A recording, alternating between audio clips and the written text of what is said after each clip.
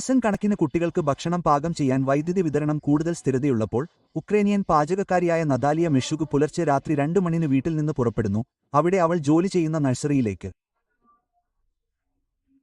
Power cut ആരംഭിച്ചപ്പോൾ ഞങ്ങൾ power cut ഷെഡ്യൂളുമായി പൊരുത്തപ്പെടാൻ തുടങ്ങി. വൈദ്യുതി ഓണാകുമ്പോൾ ഞങ്ങൾ വന്ന് കുറഞ്ഞത് ഒരു പ്രഭാത ഭക്ഷണമെങ്കിലും പാചകം ചെയ്യാനും ഉച്ചഭക്ഷണത്തിനു മുമ്പ് എന്തെങ്കിലും പാചകം ചെയ്യാനും ശ്രമിക്കുന്നു.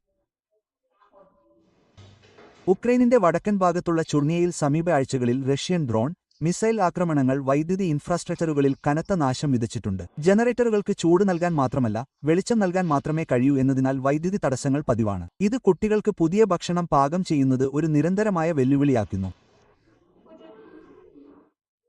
അവർ നമ്മെ തകർക്കാൻ ശ്രമിക്കുന്നു, പക്ഷേ ഉക്രൈൻ തകർന്നിട്ടില്ലാത്തതുപോലെ ഉക്രൈനിയക്കാരും സഹിക്കില്ല, ഉയർന്നുവരും, പരാജയപ്പെടാതെ വിജയിക്കും.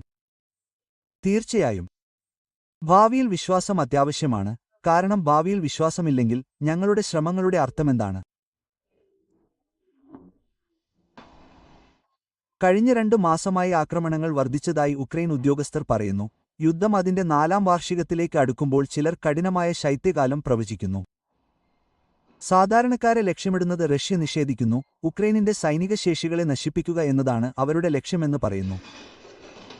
ഒക്ടോബറിൽ റോയിട്ടേഴ്സ് നഴ്സറി സന്ദർശിച്ചപ്പോൾ അതിനുള്ളിലെ താപനില 57 ഡിഗ്രി ഫാരൻഹീറ്റ് ആയിരുന്നു. ഒരു വ്യോമാക്രമണ കേന്ദ്രം കൂടിയായ ബേസ്മെന്റിൽ അല്പം ചൂട് കൂടുതലായിരുന്നു. സമാധാനകാലത്ത് ഒക്ടോബർ മധ്യത്തിൽ ആരംഭിക്കുന്ന ചൂടാക്കൽ സീസണിനായി ഉക്രൈൻ സംസ്ഥാന സൗകര്യങ്ങൾക്ക് ചൂടാക്കൽ നൽകി. ഗ്യാസ് ഉൽപ്പാദനത്തിനെതിരായ റഷ്യൻ ആക്രമണങ്ങൾ കാരണം സർക്കാർ സീസൺ ആരംഭിക്കുന്നത് നവംബർ വരെ വൈകിപ്പിച്ചു. എപ്പോൾ ചൂടാക്കൽ ഓണാക്കുമെന്ന് അറിയില്ലെന്ന് നഴ്സറി മേധാവി യെഹാനിയ സാവ്ചെങ്കോ പറയുന്നു. കുട്ടികൾ എന്തിനാണ് നഴ്സറിയിൽ? കാരണം അവരുടെ മാതാപിതാക്കൾ ജോലി ചെയ്യുന്നു. ആരും അത് തടഞ്ഞിട്ടില്ല. അവർ ജോലിക്ക് പോകേണ്ടതുണ്ട്. സൈന്യത്തിലും പോലീസിലും ഡോക്ടർമാരായും ബേക്കോസുകൾ പോലുള്ള നിർണായക വ്യവസായങ്ങളിൽ ജോലി ചെയ്യുന്നവരുമായ നിരവധി കുട്ടികളുടെ കുട്ടികൾ നമുക്കുണ്ട്.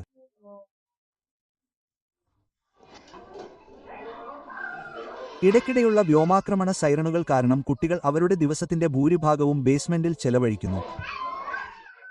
കിൻഡർഗാർട്ടനിൽ രജിസ്റ്റർ ചെയ്ത 170 പേരിൽ ഏകദേശം 65 കുട്ടികൾ മാത്രമാണ് പങ്കെടുത്തത്.